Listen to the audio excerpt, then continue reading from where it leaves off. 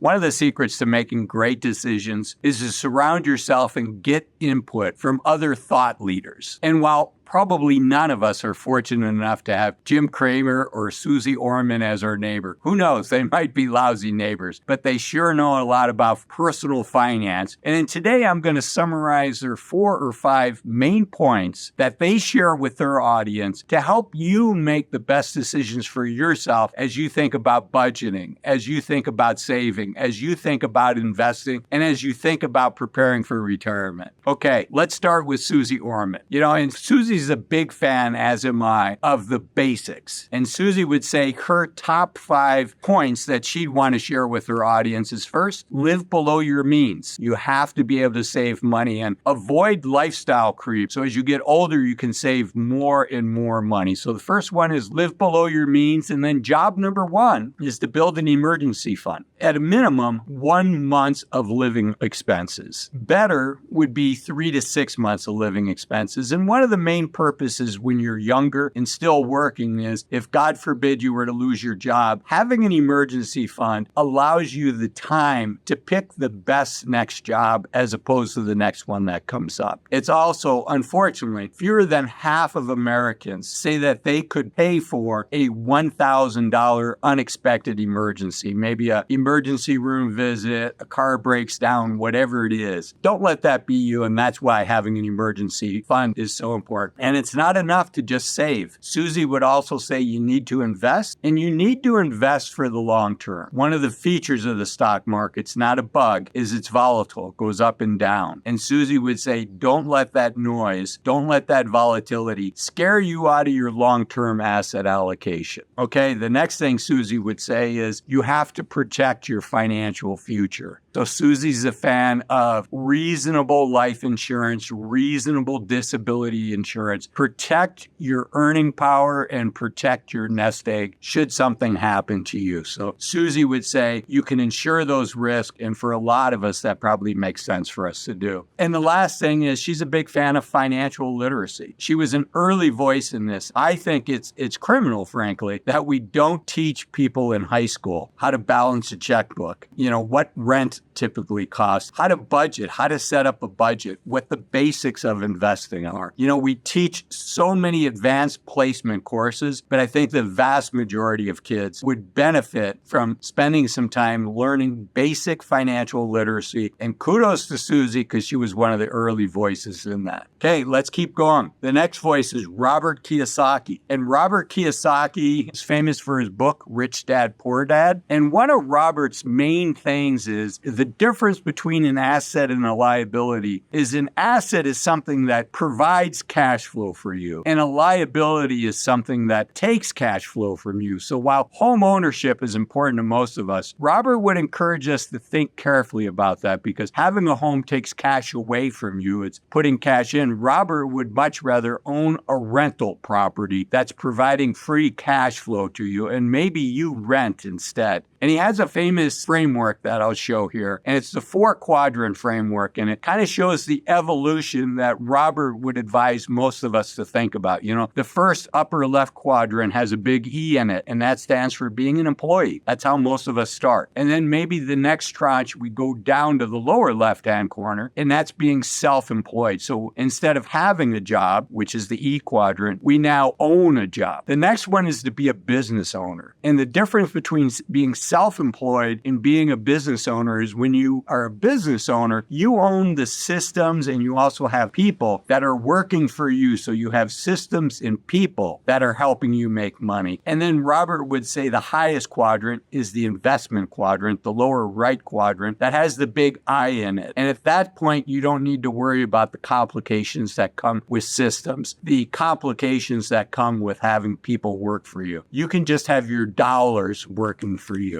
So those are Robert's main points. And I think there's a lot for all of us to take away. One of the big kahunas in the space, Dave Ramsey. And Dave, I think, does an excellent job when people are starting off their financial journey, what he calls baby steps. Candidly, I'm not as big of a fan of Dave for once people have they've saved up 7, 8 plus years of salary in their savings and how to think about transitioning into retirement. But let's talk about what I think Dave is really, really good at, his baby steps. And the first one is his goal is to get you to be debt-free living. So spend less than what you earn. And if you have credit card debt, start paying down that credit card debt and pay it off, not with the academic answer, which would say pay off the highest interest rate, but Dave would say get some successes under your belt. Start paying off those smaller credit card balances so you get that success and you get what he calls the snowball effect. And success begets success, and visualize a snowball rolling downhill that gets bigger and bigger. So Dave would say pay off your debt, live debt-free. Next, he would say build up an emergency fund. Kudos, Dave. I completely agree. The next is Dave's a big advocate for what he calls the cash envelope system. And essentially, certain dollars have certain jobs to do in your life. And the cash envelope system is, if your rent is $2,000 a month, you put $2,000 in the envelope and you set that aside for the first of the month when you need to pay rent. If your utility bill is $100 a month, you set that aside. If date night with you and your spouse is $100 a month, you set that aside. If saving for presents for other people is $1,000 a year, you put that in an envelope. And each of these envelopes has a job to do. And I think that's a nice, simple way. And if folks are not managing to save money, this can be a really good first step. And again, if you're not managing to save money, Dave would say we need to live on a budget. And then finally, Dave would say invest for the long term. The stock market's going to be bumpy. It's going to be volatile, but don't let that scare you out of the market. Okay, and then the famous Jim Kramer was on CNBC. And Jim is famous first and foremost for saying there's always a bull market somewhere. And you know what? He's right, but it can take a lot of time, a lot of effort, and have a lot of risk associated with chasing what might or might not be the next bull market. But Jim would say, first off, stay informed, be an informed investor. And that means you have to do your homework. And homework is spelled as a 4-letter word. It's TIME. It takes time to do that. It's not for everybody. But first, stay informed. The second thing he would say is it's important to diversify. Diversifying makes it, if you do your homework, if you think a company's going to do really, really well, but you know what? Nobody bats 1,000. And you want to make sure if you strike out, if you're wrong on that idea, it doesn't hurt you. So Jim would say, stay diversified. He would also say to be cautious with speculative investments, to limit how much you invest in things that you're researching that yourself. He's a big fan of broad market indices. And then finally, he would say, know the management team of the company. Know the people that are leading the company, that are producing the result. All right. And I want to wrap up with what would Azul say? What are my big takeaways? And many of you know what these are going to be. The first is spend less than what you earn, one house and one spouse. So spend less than you earn. It just means start saving money. And it's not enough to just save. You also have to invest. So that's one of them. And then the other thing I would say is the nice thing about saving for retirement is you only have to win once. Once you win, diversify yourself, de-risk, and then take advantage and actually retire. And related to that, saving money, I want you to watch this video here, why it's important to look poor. It'll help you save money. I'll see you in that video.